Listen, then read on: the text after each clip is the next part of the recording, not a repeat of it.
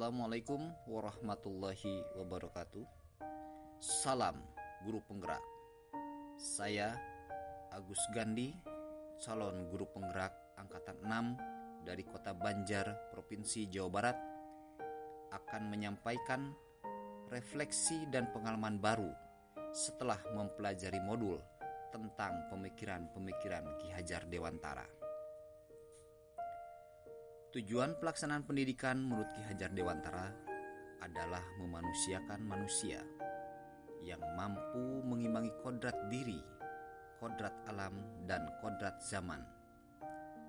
Pada dasarnya semua anak memiliki hak yang sama atas kebahagiaan hidup seutuhnya, baik sebagai insan individu maupun anggota masyarakat. Pendidikan merupakan semayan kebudayaan suatu bangsa. Pendidikan tidak terlepas dari pengajaran. Pengajaran merupakan bagian dari pendidikan. Pada pengajaran, pendidik hanya menyampaikan sebatas ilmu pengetahuan saja. Sedangkan konsep pendidikan memiliki makna yang lebih luas, yakni menuntun. Ing ngarso sung tulodo, ing madya mangun karso, dan tutwuri handayani, yang artinya di depan memberikan teladan, di tengah membangun kemauan dan memberikan motivasi, di belakang memberikan dorongan bantuan moral kepada para peserta didiknya untuk meraih keberhasilan. Sistem pendidikan yang disampaikan Ki Hajar Dewantara menggunakan sistem Among, yang artinya mendidik serta membentuk insan merdeka, jasmani, rohani, dan tenaga, sesuai dengan perkembangan peserta didik. Peserta didik dilatih mengolah rasa dan pikiran, agar tumbuh rasa tanggung jawab dan kesadaran diri akan pentingnya hidup bermasyarakat sebagai insan sosial. Peserta didik diberi kebebasan untuk bergerak dan bertindak sesuai kreativitas dan aspirasinya, agar mampu bertindak lebih percaya diri guna lebih siap menghadapi perubahan alam dan zaman yang terus berubah dengan pesat. Pemikiran Ki Hajar Dewantara tentang pendidikan menganut sistem Among yang berlandaskan pada dua sendi. 1. Sendi kodrat alam, kodratullah. Semenjak lahir, anak sudah memiliki talenta yang terpendam, dan guru sebagai pamong harus bisa menggalinya. Anak harus berkembang sesuai kodratullah lingkungannya, yang meliputi lingkungan keluarga, lingkungan sekolah, dan lingkungan masyarakat, yang saling keterkaitan tidak dapat terpisahkan satu dengan lainnya. 2. Sendi kemerdekaan. Anak harus mendapatkan kemerdekaan lahir, batin, dan tenaga. Proses pendidikan dan pengajaran harus dilaksanakan dengan rasa gembira, tanpa tekanan ataupun paksaan, sehingga anak akan tumbuh kembang secara mandiri dan akan senang dengan sukarela belajar di lingkungan pendidikannya. Terdapat 3 pusat pendidikan yang diajarkan oleh Ki Hajar Dewantara yang meliputi 1. Pendidikan alam keluarga merupakan pendidikan dasar yang utama dan pertama pendidikan bagi anak, yang disampaikan pada anak baik langsung maupun tidak langsung, yang disampaikan oleh orang tua dan keluarganya. 2. Pendidikan alam sekolah merupakan proses transformasi ilmu pengetahuan yang dilaksanakan di lembaga pendidikan oleh guru yang bertindak sebagai pamong. 3. Pendidikan alam masyarakat merupakan proses learning by doing. Secara alamiah, anak akan belajar mandiri pada lingkungan sekitarnya. Ketiga lingkungan pendidikan ini merupakan satu kesatuan yang saling berkaitan antara satu dengan yang lainnya yang tidak dapat terpisahkan.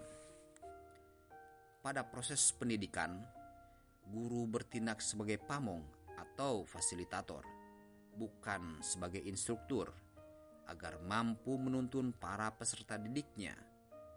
Peserta didik berfungsi sebagai among, agar dapat meraih kemerdekaan atas jati dirinya, kemerdekaan alamnya, dan kemerdekaan zamannya.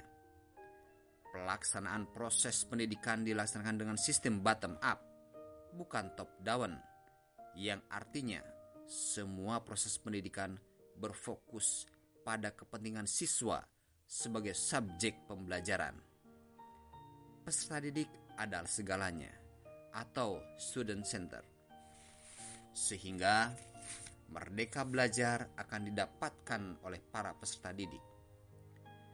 Peserta didik akan mengikuti setiap alur proses pembelajaran dengan senang hati, menikmati setiap proses pendidikan. Proses pendidikan merupakan semaian benih-benih kebudayaan. Dengan proses pendidikan yang dilaksanakan, akan menciptakan kebudayaan yang sesuai dengan nilai luhur dan budi pekerti bangsa. Proses pendidikan hendaknya terpusat pada peserta didik, agar merdeka belajar tercapai, sehingga mampu memicu daya kreativitas dan inovasi pemikiran bagi peserta didik, dan menemukan dengan sendirinya kebahagiaan hidupnya. Pada proses pendidikan dan pembelajaran di sekolah, guru hanya berfungsi untuk menuntun tumbuh kembangnya minat dan kreativitas, serta inovasi peserta didik, atau guru berfungsi sebagai fasilitator, bukan sebagai instruktur bagi peserta didiknya. Pendidikan menjadi pondasi pembangunan kebudayaan. Pendidikan akan membentuk sebuah peradaban, di mana nilai religius menjadi pondasi utamanya. Proses pelaksanaan pendidikan harus mengikuti asas trikon, yakni 1. Kontinuitas, yakni nilai-nilai budaya yang sudah diwarnai dengan nilai religius merupakan jati diri bangsa, harus tetap berlangsung dan dipertahankan pelestariannya. 2. Konvergensi, yakni nilai-nilai budaya bangsa yang harus mampu memperkuat nilai-nilai kemanusiaan. Budaya luar yang masuk hendaknya penguat bagi budaya lokal. 3. Konsentris, yakni proses pengembangan pendidikan yang dilakukan berdasarkan kepribadian bangsa sendiri dan menghargai keberagaman. Dengan pesatnya perkembangan alam dan zaman, gempuran budaya global yang sangat dahsyat, hendaknya kita sebagai insan pendidik harus lebih teguh melaksanakan proses pendidikan sesuai pemikiran Ki Hajar Dewantara. Menurut Ki Hajar Dewantara, budaya lokal harus tetap kokoh pelestariannya. Kebudayaan luar malah berfungsi sebagai penguat budaya lokal bangsa, bukan malah budaya lokal terkikis, luntur, bahkan tergantikan oleh budaya luar. Budaya lokal yang memiliki nilai-nilai luhur budi pekerti, yang memiliki nilai religius sebagai aspek fundamentalnya. Selain nilai religius, dilengkapi pula dengan aspek nilai-nilai tanggung jawab, gotong royong, empati, juga saling berbagi, yang kesemuanya ini merupakan nilai-nilai luhur peradaban bangsa Indonesia. Setelah saya mempelajari pemikiran-pemikiran pendidikan Ki Hajar Dewantara, batin saya merasa sangat bersalah pada para peserta didik.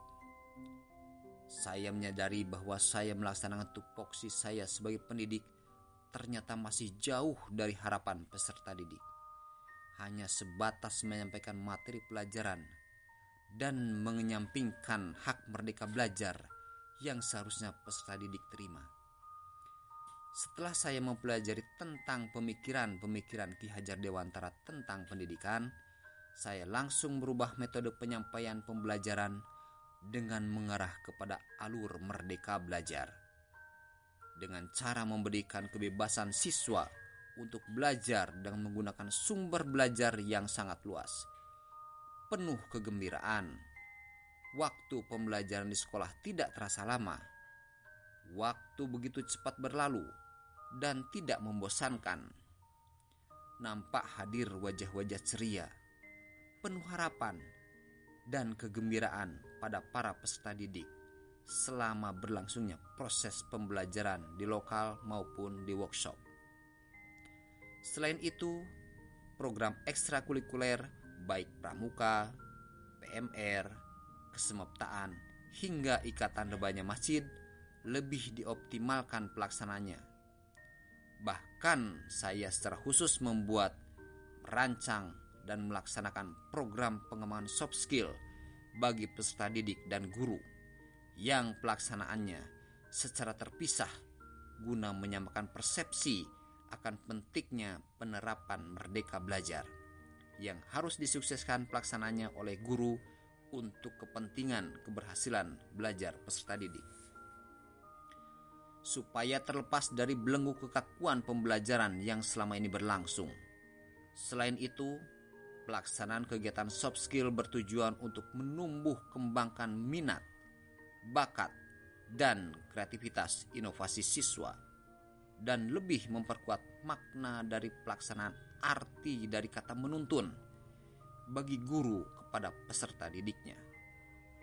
SMK 3 mengundang praktisi pemerhati pendidikan yang kompeten di bidangnya sebagai pengisi materi. Kegiatan soft skill ini diharapkan mampu membantu proses perkembangan karakter siswa agar dapat menciptakan pribadi-pribadi yang handal, berbudi pekerti luhur, mampu meraih kebahagiaan hidupnya, dan mencintai budayanya sendiri. Saya merasakan sebelum mempelajari tentang filosofi pemikiran Ki Hajar Dewantara di program calon guru penggerak ini, proses pendidikan yang dilaksanakan di sekolah terasa hampa, tidak menyentuh titik kesadaran pribadi siswa. Mereka cenderung pasif, tidak menikmati setiap proses pembelajaran yang disampaikan di sekolah. Dan saya yakin mereka belajar karena adanya tekanan dan kewajiban untuk mengikuti dan mengerjakan tugasnya selaku pembelajar. Karena adanya rasa takut kalau tidak melaksanakan tugas dari guru. Setelah mempelajari modul ini, alhamdulillah, terdapat perubahan mindset saya selaku pendidik. Saya lebih empati kepada masa depan peserta didik saya, sehingga saya bisa lebih mengoptimalkan tugas pokok dan fungsi saya sebagai pendidik di sekolah. Setiap proses pendidikan dan pembelajaran di sekolah saya laksanakan dengan teknik Merdeka Belajar. Saya yakin dengan penerapan Merdeka Belajar pada peserta didik, mereka akan mampu mencapai kebahagiaan hidup yang seutuhnya, yang mampu mencapai kodrat jati dirinya, kodrat alamnya, dan kodrat zamannya, memiliki nilai budi pekerti luhur yang sesuai dengan nilai-nilai budaya bangsa, sehingga akan lebih siap menghadapi masa depan dan meraih kebahagiaan hidupnya. Demikian refleksi yang dapat saya sampaikan. Salam guru penggerak. Assalamualaikum warahmatullahi wabarakatuh.